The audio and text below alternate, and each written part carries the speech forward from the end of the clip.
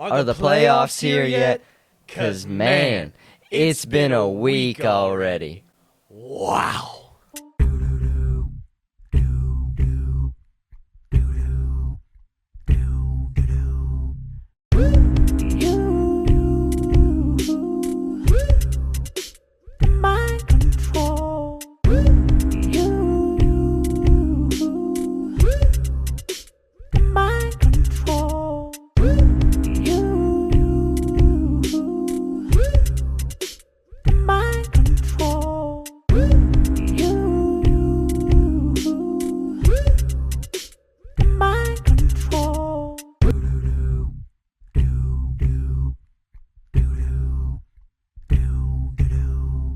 Hey everybody, you're watching the LC Experience. I'm your host, JP Alkire, with my guest, Kellen Bruffy. We have a great show for you today. Lots to get into. Big show. Kellen, would you give us a recap of what all has happened since our last episode? Which, if you haven't watched our last episode, please go watch it. It's on the LCN Channel 3 on YouTube. It's under the podcast Season 2. It's Episode 4, I think. Yep. Very good. It has that cool watermark, or that cool Thumbnail. You should go check it out. So, Kellen, will you take it away with, just give us a summary of everything that we said, that we talked about in the last video, and then everything that's happened since then. All right. So basically, earlier this year, the WVSSAC made a decision to move to a 4-class system in 5 additional sports, which made it 7 sports that have 4 classes. But before the football season, 22 schools were reclassified from their original classifications that came out in the summer. So schools like Buchanan, Oak Hill, Spring Mills, just to name a few, Frankfurt, were moved from their class of either Quad A or AAA, moved down a class. So this happened to 22 different schools. This sudden shift disrupted the scheduling of a lot of teams because of the new rating system that also came along with the new 4-class system for football. In this new rating system, there's a strength of schedule element that relates to, the tier of teams, the classification of the teams that you are playing against, and it shifted things. So after the season, the chaos kind of started when Spring Mills High School had to forfeit 4 games. Martinsburg had to forfeit 1 as well, and both of these instances of forfeiting games was because of playing an ineligible player. But Martinsburg was so dominant throughout the season that it didn't really affect much of anything, having to forfeit a game. But for Spring Mills, who would have originally been 9-1, their only loss coming to Martinsburg, right. It changed a lot, and it changed a lot for the teams that played Spring Mills, like Jefferson and a few others. So it ended up with some Wood County schools having to travel to the Panhandle, and Wood County filed an injunction against the rating system. Basically, they believed that the ratings should be based off the classifications before all the original injunctions before the season that moved teams down into different classifications. So what that did is on Saturday, it completely changed the rating. So originally, our Lewis County Minutemen were playing Oak Hill, and then the next day they're playing Bridgeport. Bridgeport Senior High School. Oh, yes, Bridgeport Senior High School. So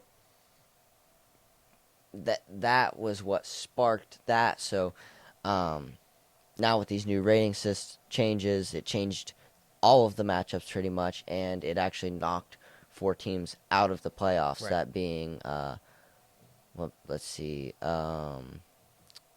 it was Capital moved in, so it was Hampshire, Point Pleasant, Tulsa, and I can't remember the AA team, but it was Lincoln that moved in. Okay. I can't remember who moved out, but basically these these schools they're mad, rightfully so, and mostly on the AAA side of things, where Point Pleasant, a Mason County judge where Point Pleasant is located, ruled that it was West Side. It was West Oh, Side. West Yeah, Side. it was West Side. Yeah, West Side. The Mason County judge basically ruled that there should be playing games between Point Pleasant and Capital. Which I like that idea. I think it was a. Yeah. I thought it was pretty. Or Creative. no, it was Point Pleasant and St. Albans and Hampshire and Capital. So Pretty creative. It is creative. But basically that's kind of where we left off. We had this ruling from the Mason County judge, and so that brings us to, kind of where we are. So since our last episode, Spring Mills, the Yes. forfeited games, so they filed an injunction. Again.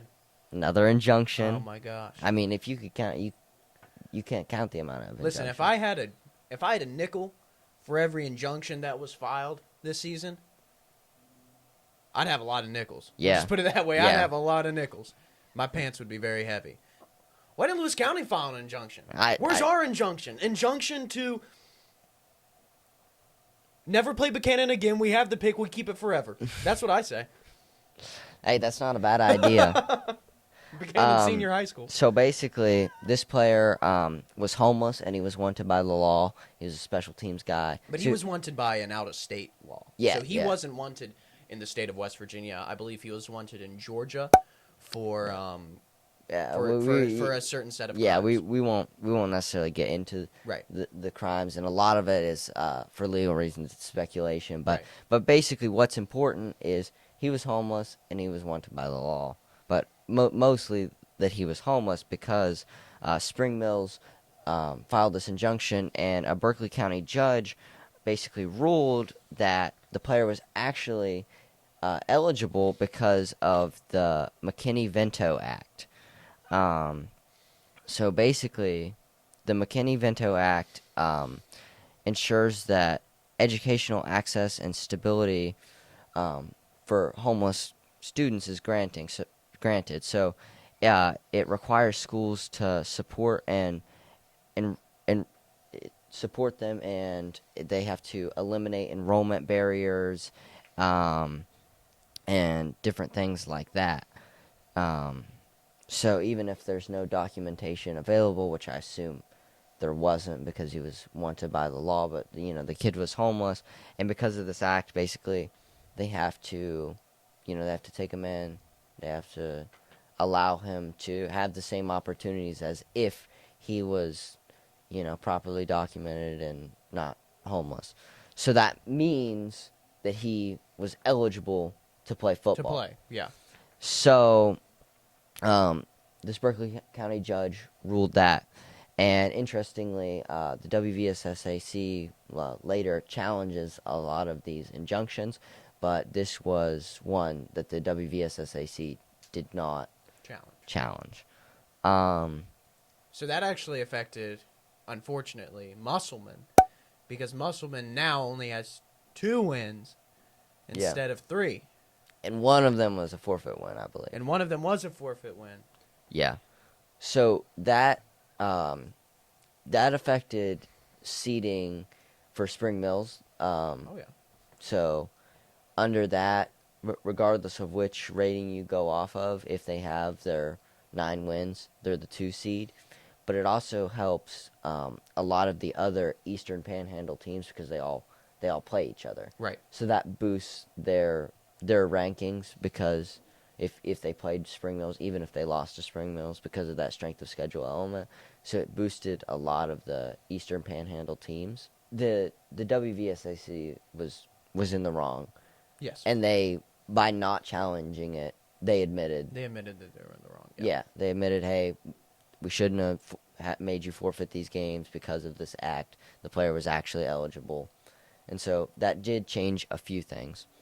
But in my opinion, I don't think that this action of them, doing that means that they're not the culprit for the reason why the playoffs have been postponed for 3 weeks. I mean, they Oh, yeah. they say it's it's all for the kids, but I mean, the playoffs have been postponed, and they've been switching around all this stuff all the time. Like, Yeah. it's a total mess, and to say that it's for the kids it's hard to believe. I'll just put it that way. Yeah. I think, and it's interesting because the Spring Mills forfeiting games is kind of what started all this or put everything into motion. Now, if they hadn't forfeited games, do I still think all this would have happened? Probably. Yeah. But it's interesting that kind of was the thing that started it, and now, it's taken away, and it's, Yeah. we were wrong. It should have never even really happened. And it's like, well, what the heck? Meanwhile, the previously ordered play-in games between Point Pleasant and St. Albans and Hampshire and Capital, they were supposed to be played at neutral locations. So the Hampshire and Capital game was supposed to be played at Bridgeport Senior High School. And the St. Albans and Point Pleasant game was going to be held at, I believe, Hurricane High School. What about Fairmont State University? I like that. You like that field? Yeah, they actually have a good press box. Yeah, that's what Caden told me. Yeah, Caden Smith said Caden. he had a good press box. Yeah. So these games were supposed to be held last Saturday, but on Friday, both games were canceled. About Friday around 4-ish. Both games were canceled due to an injunction filed by Hampshire High School. Wow. Another injunction. Yeah. So basically, Hampshire believed that even if this game was played, that it was likely to be meaningless and it would be overturned. Mm-hmm. Because the WVSSAC, even if one of them won, the WVSSAC could disregard it. Yeah. And just have it. Yeah. Just pick whichever one they want. As we're gonna get into later, this all kind of goes to the West Virginia Supreme Court, where they could overrule this game. So Hampshire was like, "Why take a chance? We play this game. It Get hurt, and it could be nothing for us. Like they could play this game for nothing, and then they could just get it ruled that the playing games don't even matter, even if they won, but they still had to play an extra game, and they could have potentially got hurt, or if they played Saturday, they could be playing next Friday, and." And then that would probably be another injunction, because if they were to play that and, they're not counting it, well, we're going to put an injunction in because you guys aren't, this. Yeah. So it's probably good. That injunction, one of the good ones, and probably save them a lot of struggle. Yeah. So, as kind of alluded to, the WVSSAC filed a petition to vacate the Wood County and Mason County injunctions. So the rating change injunction and the play-in injunction, basically. So this basically left the fate of the playoffs in the hands of the West Virginia Supreme Court. So on Monday was when they kind of ruled on all this. And then the WVSSAC announced the decision of the courts on Tuesday. So the West Virginia Supreme Court, as expected, sided with the WVSSAC, overruling the Wood County injunction that changed the original playoffs. So that means, Lewis County playing Oak Hill. Playing Oak Hill again. Yes. This Friday, actually. Yes. So, and the matchups are pretty much the same as the original projections that came out on Friday night. With the exception of Spring Mills, who now have 9 wins. And then, with that, they obviously overruled the Mason County play-in injunction. So for the Mason County one, they basically said, that's an overreach. We don't need that. Yeah. It's unnecessary. And then for the Wood County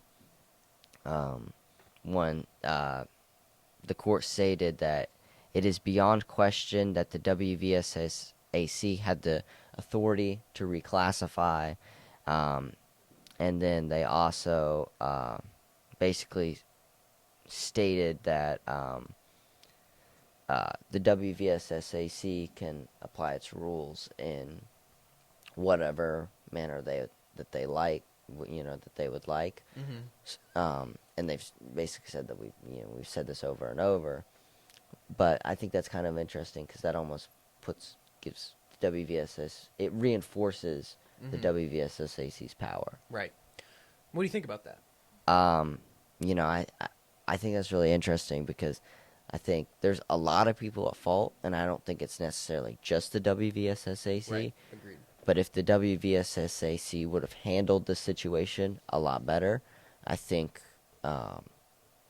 these other schools that are also kind of at fault as well a little bit with the injunctions, they wouldn't have been put in these situations. Now, I know I touched on it a little bit in the last episode, right before we wrapped up, but I said that I think that you could see some schools, if this drags out for long enough, you could see some schools possibly leaving the WVSSAC or starting their own new high school sports. Do you think that the Supreme Court reinforcing the WVSSAC's authority over high school sports, do you think that decreases the likelihood of schools maybe leaving, or do you think it increases the likelihood? Because if I'm looking at this like, okay, the WVSSAC screwed up big time. Yeah. They're not, you're right, they're not only to be faulted, but they handled the whole rating system so terribly, because if the rating system was terrible to begin with, because they put Buchanan Upshur High School quad A over Bridgeport, and certain stuff like that was really bizarre. So that was terrible, and that was horrible. That was a disaster, and that was the WVSSAC's fault. So I think at the root of it, that was the problem to begin with, was the ratings and the classifications, and that whole classification system, which we did touch in the last episode. But do you think that this Supreme Court ruling, do you think it diminishes or increases the likelihood of certain schools, maybe certain Catholic schools, coming together, or certain private schools, or certain schools like in the Eastern Panhandle where they already have a lot of schools? Do you think it increases or decreases the likelihood of them maybe leaving the WVSSAC or kind of collaborating together to create their own organization? I think that's a really interesting question because of the WVSSAC being prevalent for so long, over 100 years, and they've kind of monopolized high school sports in a way, and which, I mean, it's good that almost every single school is a part of the WVSSAC because we're all competing for the same championship. We're all, under the same rules, under the same regulations. But I think it's going to be hard for a group of schools to secede and, start their own thing because, they won't have the resources. They won't have it would have to take a large group of schools for something to truly happen. There may be schools out there that want to, but there's not very many schools that have the resources to do that. Maybe if they were approximate to a city with more than 10,000 people, they could do it too, right? Maybe. But I think it would take...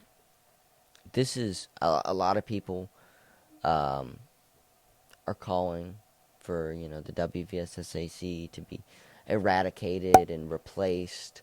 A lot of people are losing faith in the WVSSAC. A lot of people that, had faith are now losing faith. I think while this has been bad, I don't think it's been quite drastic enough that we're going to see major change anytime soon. But we still have winter sports and spring sports where things could get crazy too. Really messy. And if things continue to get messy, I could see something happening.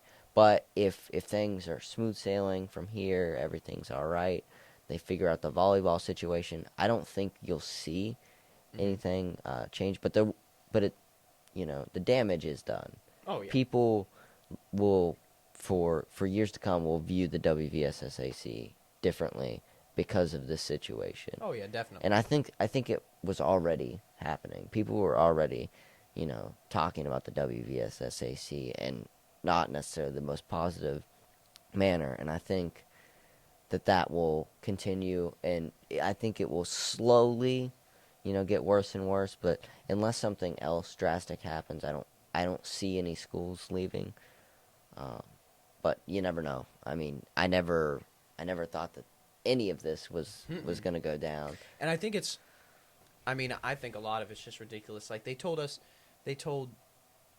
the Metro News, I think it was, or somebody, the WVSSAC said that they had until Thursday to release who you're playing.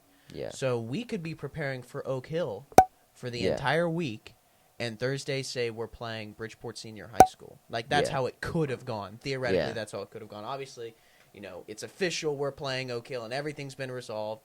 The storm is calmed, but For now. you never know. I mean, there could be. I didn't know I didn't even know an injunction existed. So there could be something happened like that with the wrestling state championship either a year or a couple years ago. A school got ringworm. I forget who it was, but a school got ringworm, and they postponed it for 2 weeks. And during a conditioning drill, the state champion of last year, who had so many D1 offers, broke his leg. Yeah. And they sued. I forget who they sued, but they sued, and they got a lot of money from that. So if we see something like that with winter sports, whether it be wrestling or basketball or something like that, then I think, it's like one card after the other. That might be the card that makes the tower fall. But Yeah.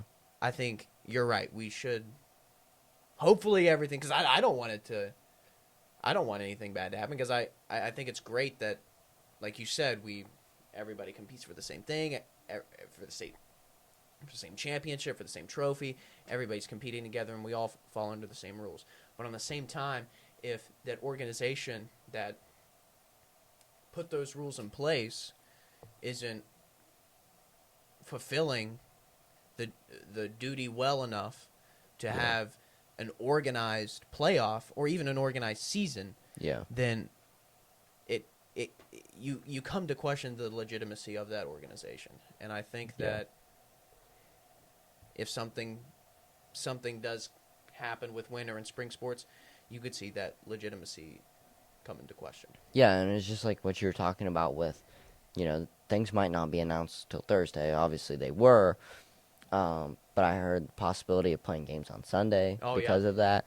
Another interesting thing is one of the play-in games that was through an injunction between Tulsa and St. Mary's, which was eventually thrown out, but it was supposed to be played on Tuesday. And it was supposed to be Tuesday, 7 o'clock at Herbert Hoover High School. And these rulings didn't come out until maybe 5:30, 6 o'clock on Tuesday. Mm-hmm. And the WVSSAC had informed earlier that day that Herbert Hoover High School and the teams that this game was still going on.